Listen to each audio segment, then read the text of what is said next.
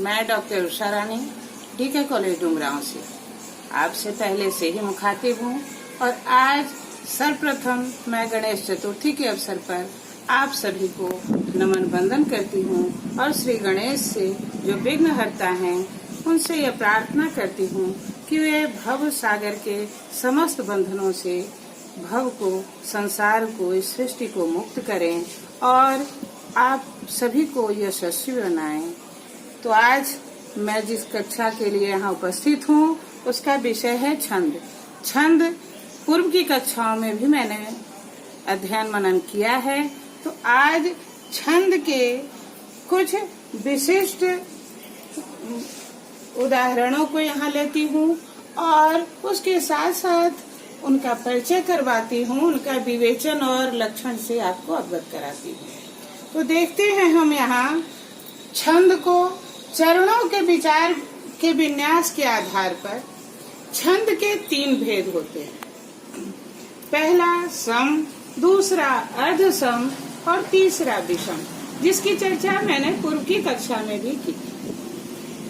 सम छंदों में प्रमुख इंद्र वज्रा और उपेंद्र वज्रा का परिचय, उसके नियम, लक्षण एवं विवेचन से आज आपका परिचय होगा। आप ध्यान पूर्वक देखेंगे तो जो आपको कठिन लग रहा है आज तक वो बिल्कुल ही सरल नजर आएगा और फिर अपने से भी आप अभ्यास करके इस पर पारंगत हो सकते हैं। सबसे पहले जो मैंने पहले भी बताया है, छंद के सूत्र को कंठस्थ कर लें और वह सूत्र है य मा ता राज भानु सलगा। अब इंद्र वज्रा पर मैं आती हूँ। इसका सूत्र है स्यादि इंद्र वज्रा तौज गगोग और हिंदी में अगर इसे लें तो है इंद्र वज्रा ततजा गगा से, है इंद्र वज्रा ततजा गगा से। ध्यान दें, अर्थात तगण, फिर दूसरा तगण, तीसरा जगण, चौथा ग का अर्थ हुआ गुरु और 5वां ग का अर्थ हुआ गुरु। अर्थात इसमें 2 तगण, 1 जगण और 2 गुरु की अभियुक्ति होती है।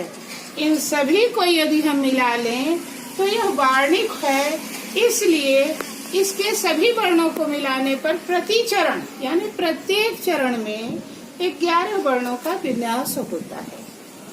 अब उदाहरण इसको यहाँ मात्रा के हिसाब से अगर हम समझते हैं तो देखिए विभक्ति उसकी, उसके चिन्ह देखिए। तगण में क्या होते हैं? 2 गुरु 1 लघु। यहाँ आप ध्यान से देखें य मा ता राज भानु सलगा को। तगण, तगण कहाँ आ रहा है? यहाँ आ रहा है, तो ता दीर्घ है, रा भी दीर्घ है और ज हर्ष है। यह हो गया तगण। अर्थात तगण में 2 दीर्घ 1 हर्ष होते हैं। 2 तगण है, इसलिए 2 तगण 1 लघु, 2 तगण 1 लघु। जगण यहाँ ध्यान दें, ज भानु 3 वर्णों का एक गण होता है, जो पहले भी मैंने बताया है। तो यहाँ ज भानु 1 लघु, मध्य गुरु और फिर अंत में लघु। इस प्रकार जगण बना और अंत में 2 गुरु हैं, तो यहाँ उसका चिन्ह इस तरह से 2 वक्र रेखाएं होंगी। अब मैं उदाहरण की ओर आती हूँ। तो पहला उदाहरण मैं यहाँ मैथिली शरण गुप्त की रचना से देना चाहूंगी, जिसमें भीष्म पितामह की प्रतिज्ञा है। एक तरह से देख लीजिए कि मैं राज्य की चाह नहीं करूँगा, मैं राज्य की चाह नहीं करूँगा, है जो तुम्हें इष्ट वही करूँगा, संतान जो सत्यवती जनेगी, राज्याधिकारी वह ही बनेगी।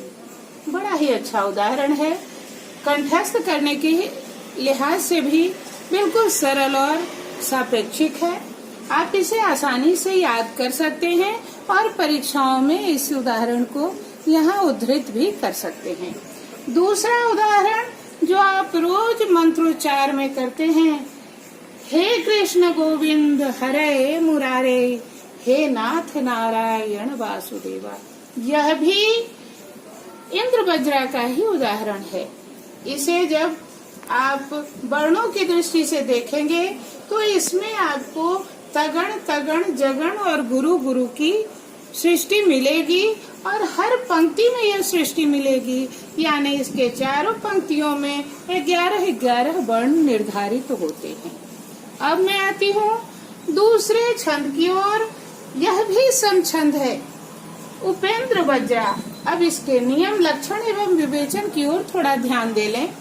तो उपेंद्र वज्रा के नियम है क्या और इसकी परिभाषा किस प्रकार से आप कंठस्थ कर सकते हैं सूत्र रूप में। तो उपेंद्र वज्रा जत गा गगा से, उपेंद्र वज्रा जत गा जत जा गगा से, अर्थात जब गण तगण फिर जगण और फिर अंत में 2-2 गुरु। वर्ण इसके भी 11 हैं। अब थोड़े से के अंतर के अभाव में अगर आपका ज्ञान परिपूर्ण नहीं हुआ तो इंद्र वज्रा और उपेंद्र वज्रा में दोनों में वर्ण यदि आप 11 से गिनने लगे तो आपको दुविधा हो सकती है, भ्रांति हो सकती है। इसलिए ध्यान दें कि इंद्र वज्रा में पहले 2 तगण है और 1 जगण है, लेकिन इसमें 1 जगण है और फिर तगण है, फिर जगण है। इसमें 2 जगण है लेकिन दोनों अगल बगल हैं, बीच में इसमें तगण है। इसको हमेशा ध्यान में रखना होगा। इसके भी 11 वर्ण हैं प्रति चरण में, यानी हर चरण में, हर पंक्ति में 11 वर्णों की सर्जना हुई है। इसे अगर विभक्ति और मात्रा के रूप में अगर निर्धारित करते हैं तो पहला है जगण, 1 लघु, मध्य गुरु, फिर लघु, यानी इसे जगण को क्या कहा जाता है, मध्य गुरु। दूसरा है तगण, तो यहाँ तगण पहले भी आपने देखा 2 गुरु और तब 1 लघु। फिर जगण है तो फिर मध्य गुरु और मध्य अंत और आदि में लघु लघु, फिर अंत में दोनों गुरु। अब इसके उदाहरण की ओर मैं आती हूँ। तो पहला उदाहरण है बड़ा ही आसान सुगम, जो कंठस्थ विद्यार्थियों को आसानी से हो जा सकता है और आज के परिप्रेक्ष्य में सामाजिक रूप से भी यह बड़ा ही समीचीन प्रतीत होता है। इसलिए मैंने इस उदाहरण को यहाँ पर उद्धृत किया है। हथेलियों ने जुड़ना न सीखा, हथेलियों ने जुड़ना न सीखा, हथेलियों ने झुकना न सीखा, मिटा दिया है सहसा हवा ने, मिटा दिया है सहसा हवा ने, फरेबियों से बचना न सीखा। इसके दूसरे उदाहरण के रूप में यदि हम देखें तो प्रातः स्मरणीय एक श्लोक को यहाँ पर मैं उद्धृत करना चाहूंगी और यह सभी के घरों में प्रातः स्मरणीय है। त्वमेव माता च पिता त्वमेव, त्वमेव बन्धुश्च सखा त्वमेव, त्वमेव विद्या द्रविणं त्वमेव, त्वमेव सर्वं मम देव देव। इसमें भी आप अगर वर्ण और मात्रा के आधार पर निर्धारित करते हैं तो जगण तगण जगण और अंत में 2-2 गुरु हैं। अब यहाँ पर ध्यान देने की बात है कि त्वमेव माता में जो अंत का वर्ण है वह है, वह लघु होता है। लेकिन यहाँ विकल्प से, जैसा कि मैंने छंद की परिभाषा के समय उनके लक्षणों और नियमों के विषय में आपको बताया था, तो वहाँ पर कभी कभी अंत में लघु को भी विकल्प से गुरु माना जाता है। तो इस श्लोक में भी वह होने के बाद भी, अंतिम वह लघु होते हुए भी विकल्प से गुरु माना जाएगा। यह द्विपदिक मात्रिक छंद भी है, अर्थात इसके हर एक पद में वर्ण तो 11 होते ही है इंद्र वज्रा की तरह, साथ में मात्राएं भी 17 होती हैं। जो सम छंद का बड़ा ही अच्छा नमूना और ज्वलंत उदाहरण है।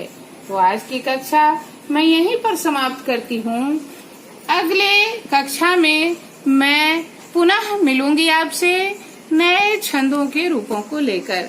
तब तक के लिए विदा और पुनः एक बार गणेश चतुर्थी की आप सभी को हार्दिक शुभकामनाएं एवं बधाई। धन्यवाद।